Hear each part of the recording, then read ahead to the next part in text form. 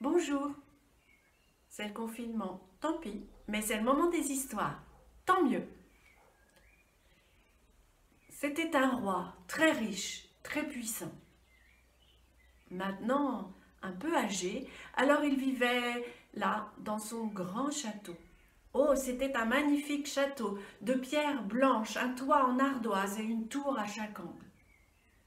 Mais ce qui était plus extraordinaire, c'était son jardin. Car plus jeune, ce roi avait ramené de tous ses voyages de nombreuses plantes, arbustes, arbres qu'il avait fait planter dans son jardin. Si bien que quand on s'y promenait, on y découvrait des fleurs, des senteurs qu'on ne voyait nulle part ailleurs.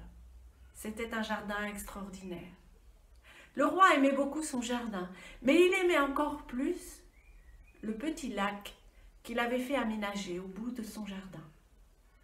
Et là, à côté du lac, il avait fait construire une petite cabane en bois.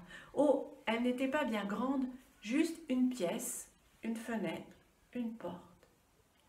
Mais le roi aimait beaucoup y venir.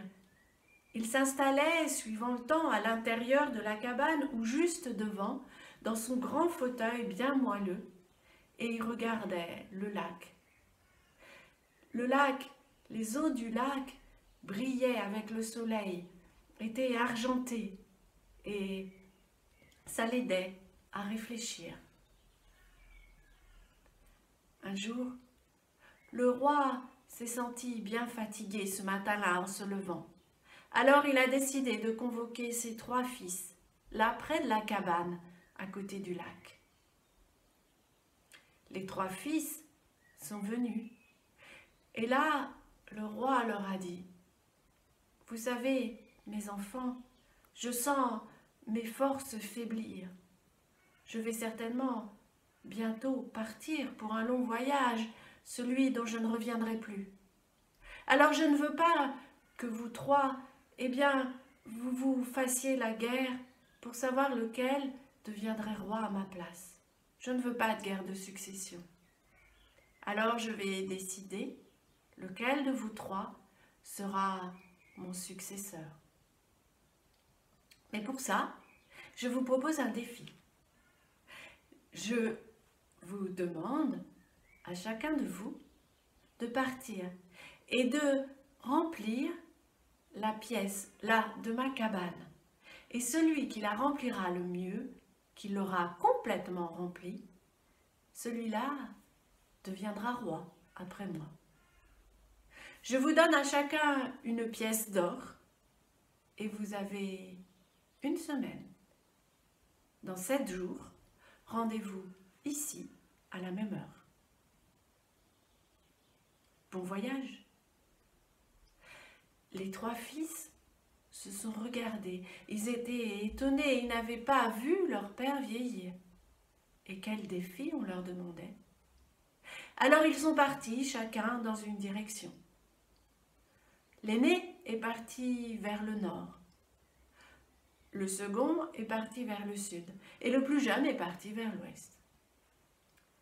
L'aîné, en partant vers le nord, est arrivé près d'un grand champ où là, des paysans étaient en train de ramasser de la paille.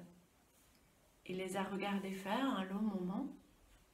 Et puis, en fin de journée, il leur a dit « Allez les amis, je vous invite à la taverne. Venez bien donc boire un coup. » Et il s'est installé là à la taverne avec les paysans. Oh, il a bien mangé, bien bu, une semaine durant. Le second fils, lui, est parti vers le sud. C'est qu'il avait une idée en tête. C'était vers le sud, un peu plus loin, au-delà d'une forêt, qu'habitait son amoureuse. Elle élevait des oies, des canards. Alors il est allé s'installer près d'elle et il a passé une semaine merveilleuse près de sa belle. Le plus jeune, lui, est parti vers l'ouest. Il a marché pendant plusieurs jours. Il a traversé des champs, des prés, des taillis. Il a traversé une vallée, une forêt. Il a traversé une plaine. Mais à chaque fois, Il regardait autour de lui, il rencontrait les gens, il allait leur parler, il allait les aider. Il a aidé des paysans à rentrer le foin, il a aidé un meunier à porter ses sacs de farine. Plus loin, il a aidé un bûcheron à ramasser son bois. Et même, il a fait le marchand en aidant un paysan qui vendait ses fruits et ses légumes au marché. C'est bien qu'à chaque fois, eh bien, on lui donnait de quoi manger, on l'abritait pour la nuit. Le 6e jour, à force de marcher, le plus jeune fils est arrivé jusqu'à la mer. Il n'avait jamais vu la mer de sa vie.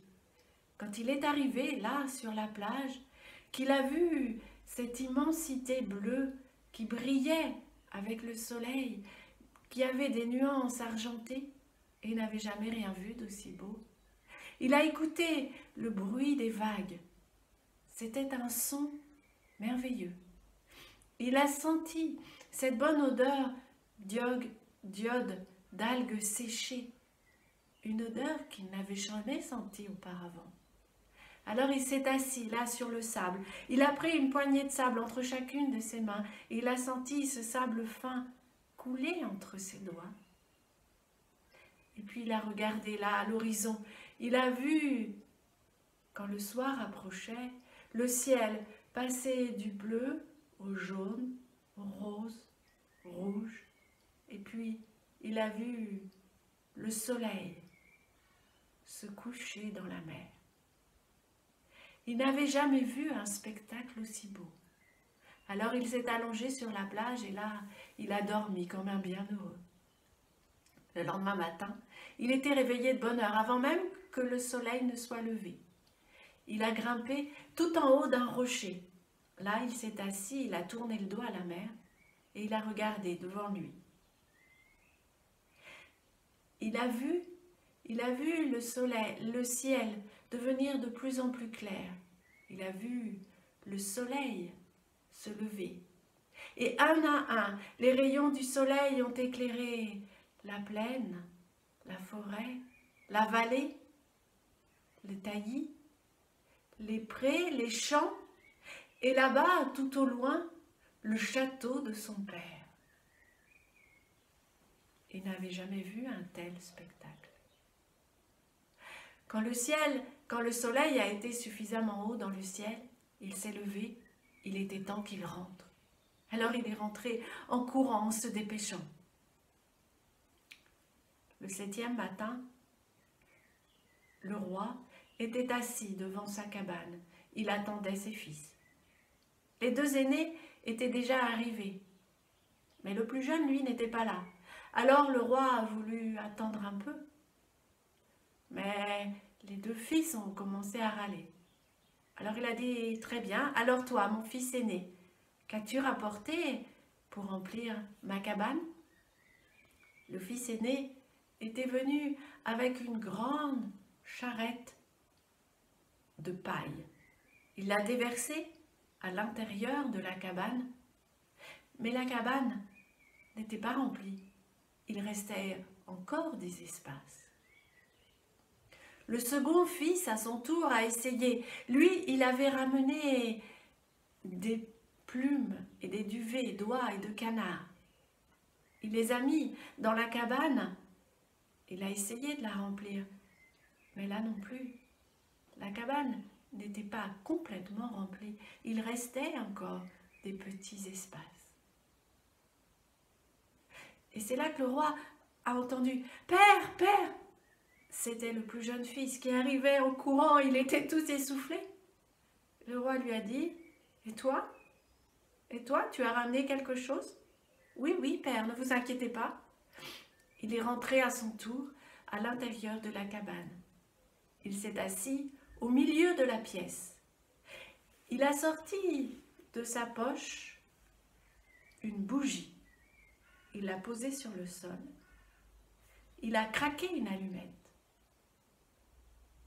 Et là, son père, le roi, a eu un sourire. Il a vu la lumière emplir complètement la cabane. Elle était partout. Le roi avait trouvé son héritier. Mon histoire est finie, tant pis. Mais c'est le confinement, tant mieux. Alors prenez bien soin de vous et restez chez vous. À bientôt!